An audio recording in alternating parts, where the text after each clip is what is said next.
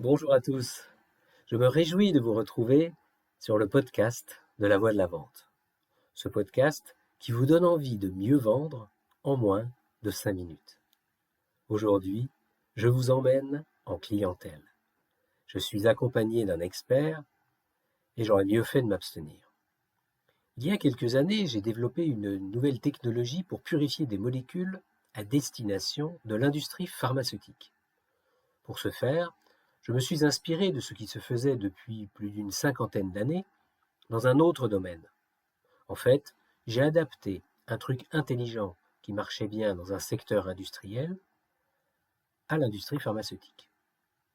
J'ai tenu compte de toutes les contraintes de cette dernière, j'ai fait des tas d'essais pour vérifier que ça répondait bien aux exigences de cette industrie exigeante.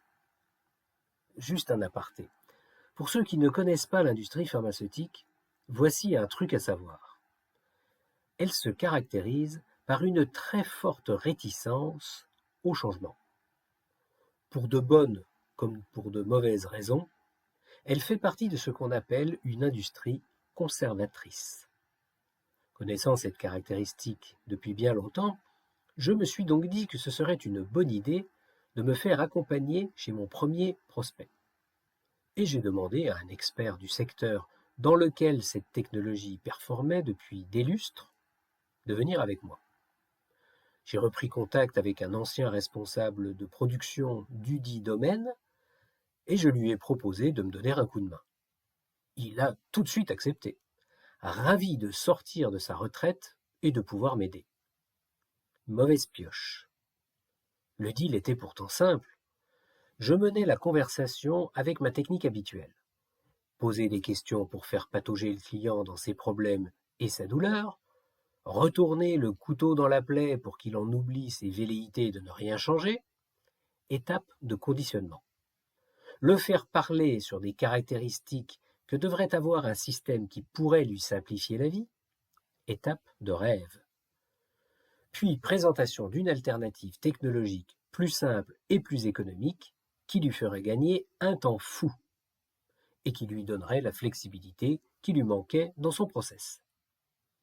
Et pendant tout ce temps-là, mon expert se taisait. Il ne prenait la parole qu'en toute fin, quand je la lui donnais, pour enfoncer le clou. Et le clou, il l'enfonçait en parlant de son expérience industrielle avec cette technologie qu'il avait utilisée avec succès depuis toujours. Simple, oui, mais ça s'est pas du tout passé comme ça. Mon expert est parti bille en tête quand je lui ai demandé de se présenter en 2 mots. Et il a parlé, et il a parlé, pendant un temps qui m'a semblé durer une éternité.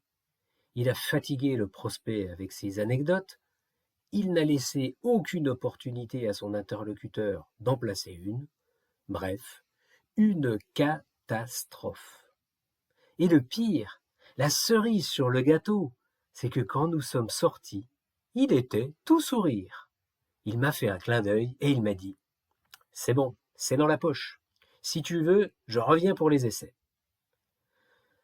Les techniciens ou les experts, même de haut niveau, n'évoluent pas dans le même monde que nous, les commerciaux. Alors, ne faites pas comme moi.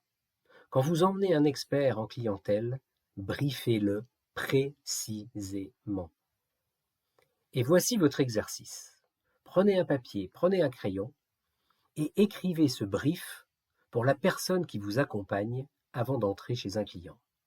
Listez tout ce que vous voulez qu'il dise et surtout tout ce que vous voulez qu'il ne dise pas. Ce document vous servira le jour où un technicien ou bien un expert vous accompagnera. Vous pourrez lui expliquer par le menu ce que vous attendez de lui.